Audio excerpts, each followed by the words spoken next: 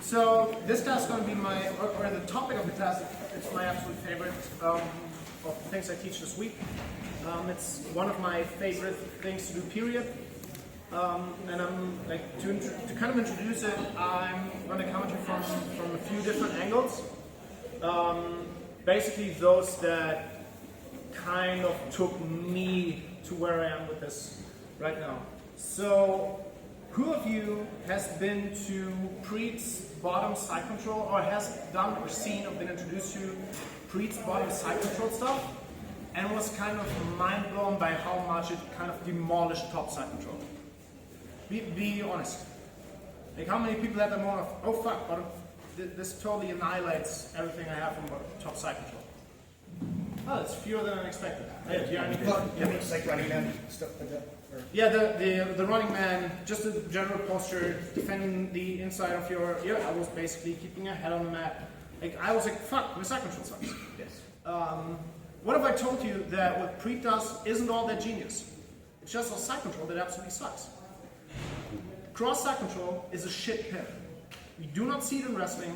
We rarely see it in MMA. We for some reason see it in Jiu-Jitsu because someone decided that this is the position you go to after guard passing and it gives you points. I think there's very little merit to your classic cross side control. There is some if you get the head and arm, but when on a good person do you just get a head and arm and hold them down and bottom side control? How long are you going to hold someone down? Is anyone in this room who does MMA? Oh, no, that's kind of sad. It's easier. It's an easier sell for MMA guys. Like, how many times have you seen someone in MMA do serious damage from a cross side control?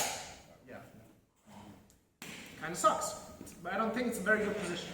So that's one. How many of you have maybe trained with someone who did MMA or does wrestling, or just a beginner who doesn't know better and they pop up from your sweeps and takedowns?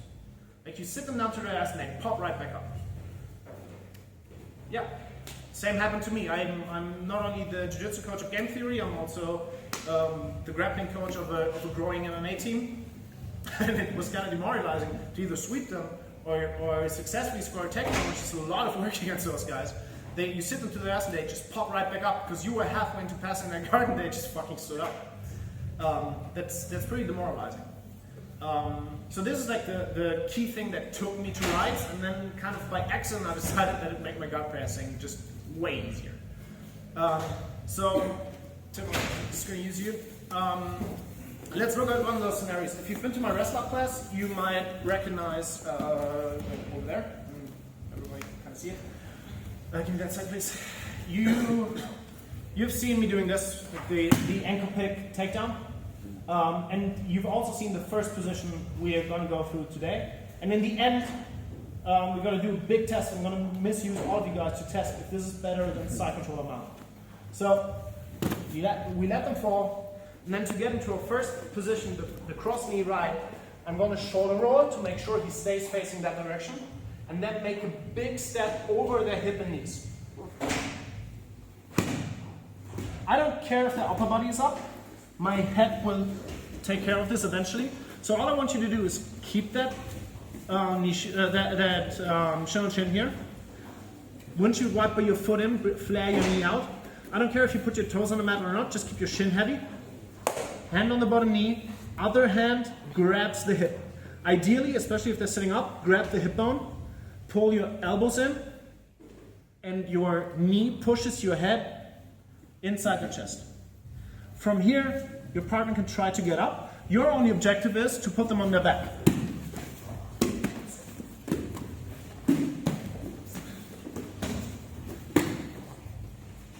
That's it. Do that first. Let the other person try to get up, and you only hold on to this. And let them suffer for a little bit. So, take your basic shin on chin wrestle up, pull them forward, hold them to the ankle, headbutt the knee, get up, shoulder roll, bring your knee down, and make a big leap forward, catching the knee in the hip. Keep your head on the upper chest. Don't put it low because they can sit on you down leg. That sucks. Just stay here. Hold on to the knee. Plant your foot basically in line of their knee.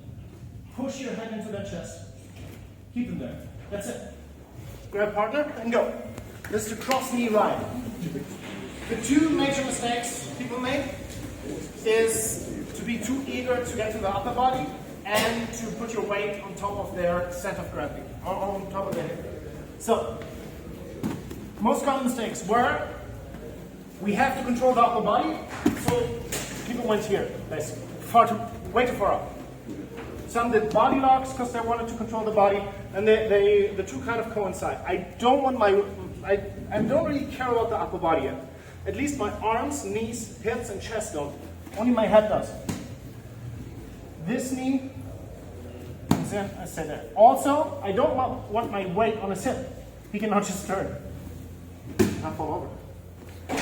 I want my weight to be here. There. My weight is now on top of his thighs. Yeah. Try to turn it back. No. Not happening. Okay? So, your chest should be on their thigh, not on their hip. And everything's concerned with knees, hips, and thighs. I keep my ass low to my heel, my head attached, my back straight, I have good posture, and I just stay here. Okay? If you were struggling, either with them turning or you falling off, one of the two might have been wrong. So stay here, keep your head there, and kind of T-Rex your elbows in. It's only hips, and my hands are not concerned with anything beyond the hips yet. Go again. So be honest, does anyone have problems with the cross knee right here? Anyone who had their partner like consistently getting up underneath them or turning into guard? Yes. Show me. Grab your partner? No. Let's see it. No, I'm not into humiliating people. I actually want to see what, I'm interested in what happened.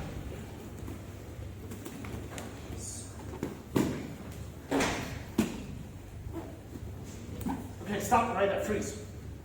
Who can tell me what might be the problem? Weights all the way to the left. Yeah, so see where your weight is? You both basically you are in one line, your body and his. Shift your entire weight towards him. Okay, keep your left knee bent and your ass low.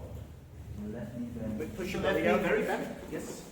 Rotate more. And now step over towards this. I can keep the control of the long knee.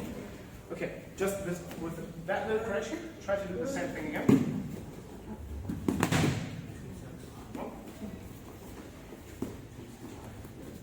You've been here first, then here. I want you to be here.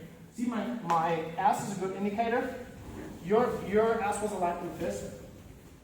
Mine is basically on the level of his knee. So you do the same thing you just did. Is it also you can press you on the lower leg with Shin? Yes. You heavily press your. So it depends on how long this leg is.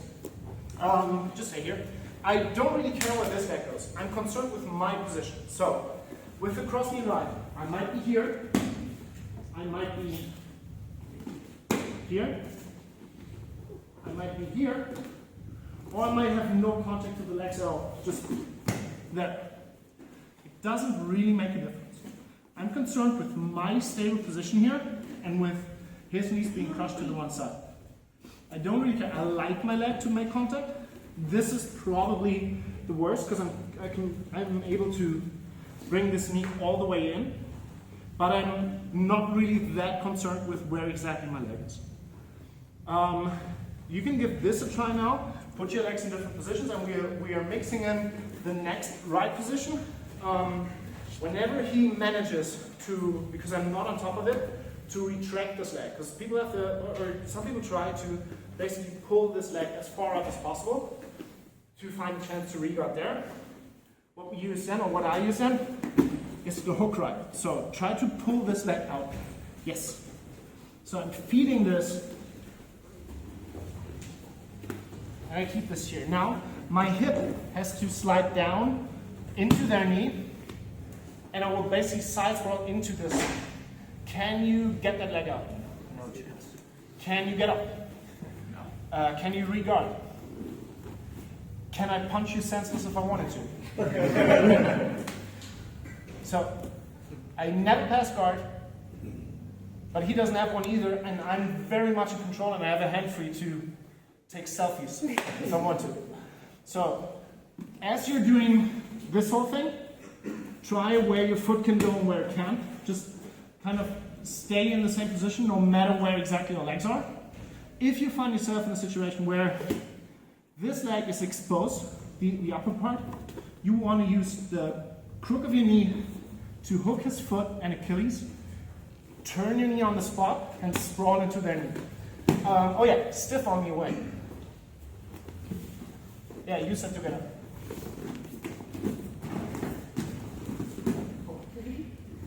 Not really. Okay? So, experiment with the leg position on the crossing ride, and if you find it, try to figure out the hook ride too. Okay? So it was my first starting off point into the rides, and then I realized it actually helps my guard passing tremendously, because I think what artificially makes guard passing very hard is our tendency to pass guards.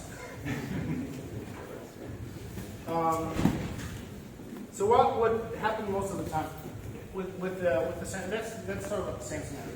So we do that thing, and even if we don't do the rides, we hold them up by holding their feet. They establish a guard, and we start passing, right?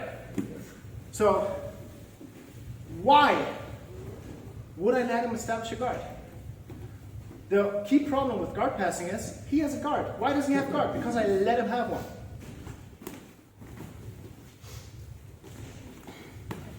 I mean, maybe one of you are way more into the depths of naming things, but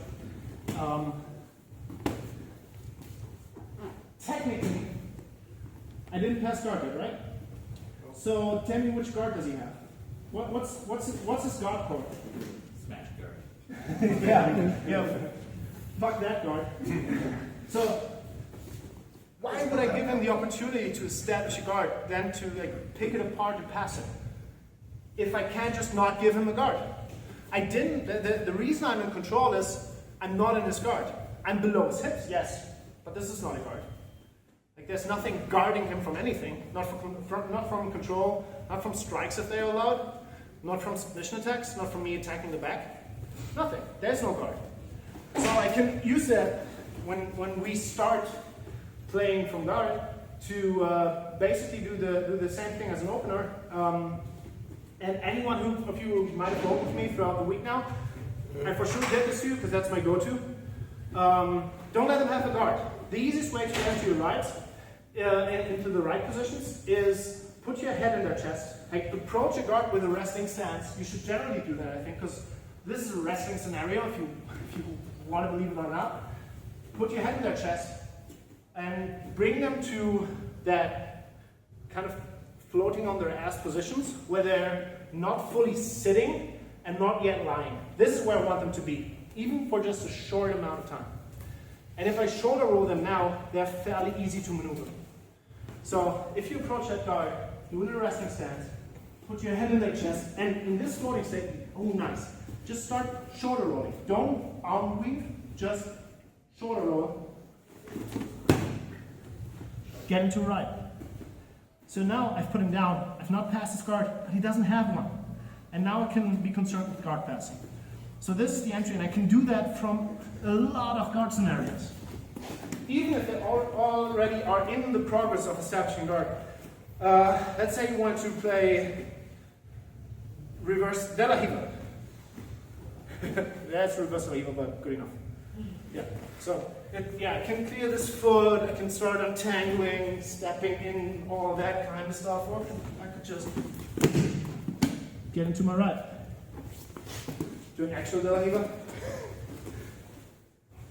Yeah, I can start untangling, weaving to the outside, or I could just come into my right.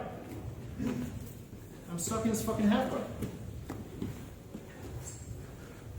Search for underhooks and everything, or get up, get him over, get to right. And same goes for him recovering guard.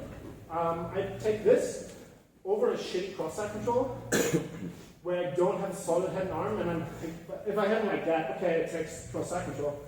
If I don't, and he's in the process of getting his knees back in, I'd rather be here than in the side control, because I have way more control over him. The only reason we tend to go to side control so much is because guard pass only counts if I'm passing on his hips. Yeah, that's the rules, but John Denner has said it.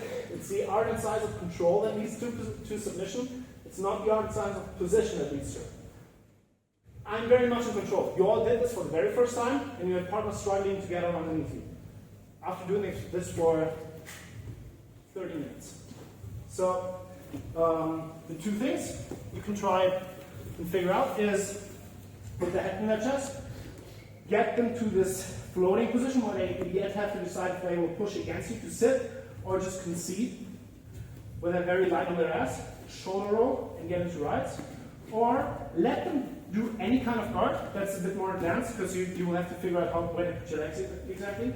Let them have reverse de la hiva, even a half guard, and find your way into the right from there. Okay? Go. So we have the knee right, the cross knee right, we have the hook right, and then there's a knee right. So, cross knee right.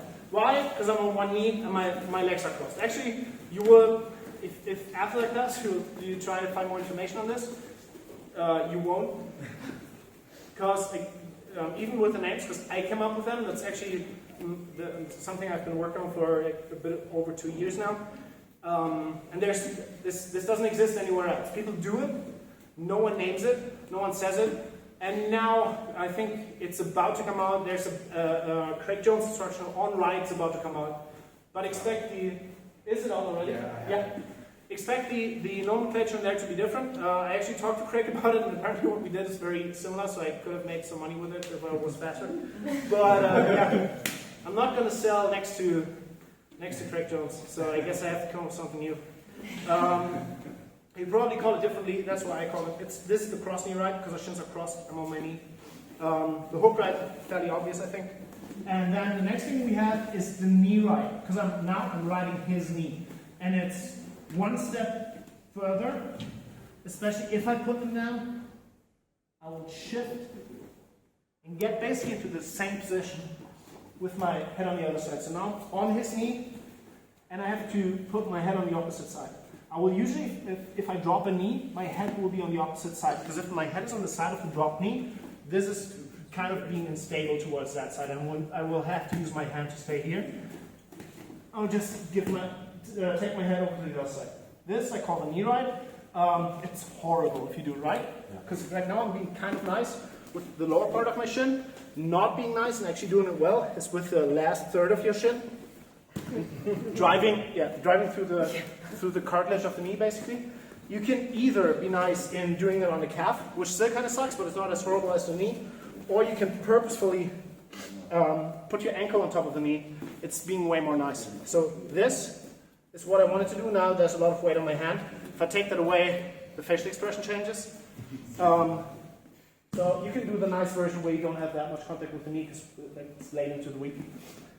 Still stay here and keep your hand in, because it's if you just leave it dangling out here, it's annoying, but I'll just stay here. So this is the third one. In conjunction with this, if we did this class in the beginning of the week and you tried it out during open mat, some of you would by now have come to me and say, but they can turtle.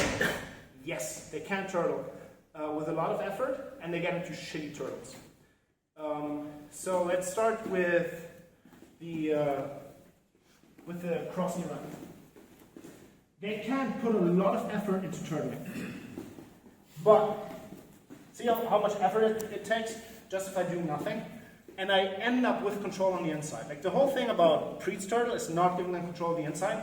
It's impossible for him to turtle against the rights and not leave his inside space exposed. So I'll always end up with inside control. If they turtle against that's again a thing of personal preference on how you like to attack shitty turtles. My favorite, one would come from the cross knee right, if he turtles into me, is using that outside space to get up, to get into crotch locks. This will, you will have a hard time getting this if people do a proper Preet side turtle, but it's very hard to establish that with their legs being pinned. They have to put in some effort and open up, and they will give you an inside space a lot of the time. But my very favorite thing to do is at the latest, if they manage to turtle, to switch to the knee right. Because this whole thing, and it's actually kind of, it's pre-approved. I just did it to him and discussed it with him last year when I was here. This takes, only this leg in here will take the entire turtle apart. Because the turtle, the structural integrity of the turtle relies on them being able to align their hips and the shoulders.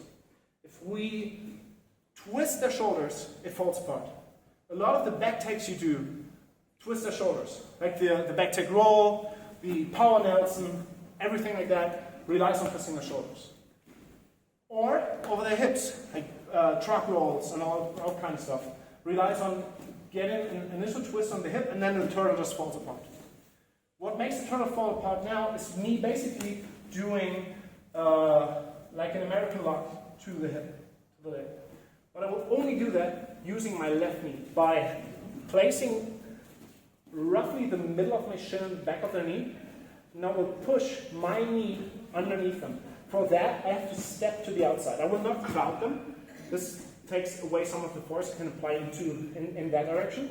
I will just step out, or even step on their foot. Sometimes with strong and heavy people, I do that to enforce it. I should push my knee underneath them, and see how the entire turtle falls apart. As soon as they're turned enough, you can just put them down, end up in the knee right again, and just make the left horrible. So, a lot of information. Depending on how good you feel with it. You know. Yeah, that's nothing new. You're my student, you're supposed to hate me. Start with your cross knee right. Especially when you've put them down, it's fairly easy to switch, put pressure into that knee, get your leg to the other side. Yes, they can out turtle. Pull to the hip, rotate. From here, it's super easy to pull them, get out of the way, and get right back into grinding the hell out of them. I'm in control the entire time. If we did MMA, this is fucking horrible. Because you can grind it out, you exert energy to get into turtle, and all the time I have free hands to punch the hell out of you. Okay? One more time, can you go back to the...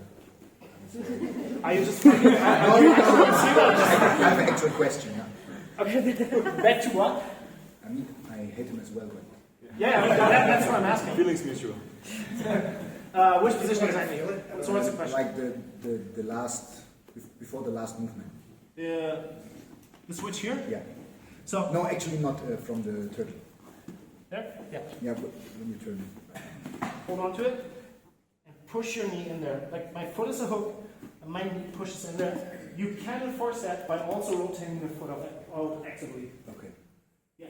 The easiest way is just to go from right to right, but of course this gives you back exposure to some degree. But I'd rather prefer just torturing the fuck out of people doing that all the time.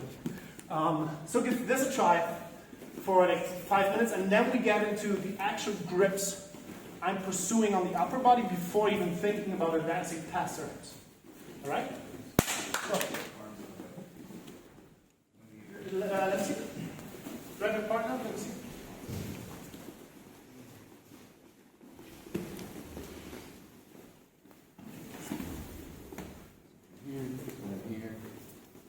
Here, but my head stays on the side. Did you show Yeah, the head then crossing if to the side? they put effort into holding your head there, just switch back to your crossing right. Just switch back. Yeah, doesn't matter. Now, put some effort into, let your right leg, no, stay there.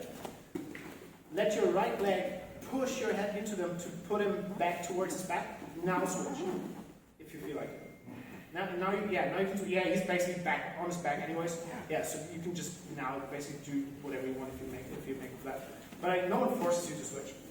And if they turtle, they have to let go of you. They have to have your head go, because otherwise it's their own arm is in the way of turtling. All right. Anything else? Any more questions? Okay. So what are the grips in Akusui? The major one, and the golden key to anything horrible you want to do with them, is getting the Dagestani handcuff. So if we get to the right here, if he's improperly posting on this arm and he uses any kind of access to it, this is my next go-to. And now I can basically do whatever the fuck I want with him. Now I'm more eager to pass start, to actually get past the steps. Because this is just me doing whatever the fuck I want with him. And you can get into all kind of funny positions that are terrible and controlling. And with that grip, you can just play around. I'll get behind the deadlift and into arm bars if you feel like doing something for your Instagram account. But the hazard I'm creating is constantly applying pressure that way to put them on the back, and they have to repost a lot of times. If they are conscious with their post and keep it out, that's fine. You will probably not get the grip then. But just doing this all the time will then at some point put them flat on the back, and yeah, you just create moments where you might get this grip. You will get this a lot of times because you're just putting people in panic mode by constantly doing that. As you harvest the wrist, get back up. As you harvest the wrist, pass it off. And now what you want to do is just hold on to the wrist and put pressure into this shoulder. It's kind of weird. I'm no more pulling. I'm just holding this. And by pushing forward this way, off my bent leg back there, off my left leg, I will push that way to put this shoulder to the mat. I'll just stay here. And again, if this was MMA, why would I ever go to side control? They will probably try to recover in some shape or form. It leaves me another opportunity to mix this in with a hook ride. And now we're in TKO territory. Just no one here does MMA, but I kind of like to ramble on about it. After a while, yeah, they will probably bring the head onto block. Don't use your arm to get rid of the block. Just use your head. Punch up some more. Yes! And then from here, it's basically up to preference. You can go, you can just, from here, keep them there, start pummeling, step back. As soon as this knee finds a way into the hip pocket, you will always have an opportunity for mount. And the next grip I'm usually searching for is a claw. A claw on the bottom shoulder. Because now I also have a crossface. There you go. It's a weird form of mount. Yeah, but it makes me very happy and my opponent very unhappy. In general, the claw is another thing. If I don't find this one, just use the claw on this side, and this will make it very easy. Take your head over to take him down to the mat.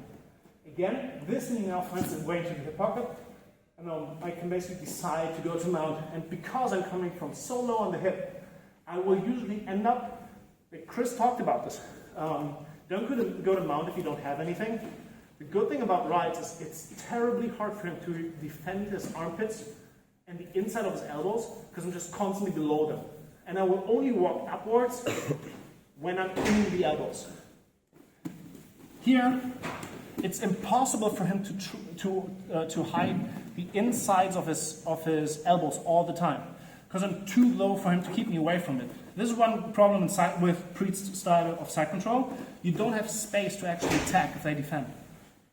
Just by pushing forwards, I end up inside their armpits. So, the Ristani handcuff, claw grips, make them flat. As soon as you have both the inside of the elbows and an opportunity to put your knee in their pocket, go to mount. Or if you have a Ristani and the claw right, just do whatever. They can't do anything against it anyways. So, search for proper grips. Remember what Chris said about mount. If you're inside their armpits, then go to mount or to whatever position you feel comfortable with and see where this takes you. So from here on, this is what I do. But for the last 5 minutes, and then because it's open after, I want to use you for a little experiment. Just play around with it. You have there's no pressure on you to advance to mount unless you're very confident with what you already have, because the control is so good. Okay? Try it out. Time to escape from bottom. So I hope that I kind of convinced you to at least give this a try and make life horrible for other people. If you still have the time, let's take a quick picture over there and then thank you.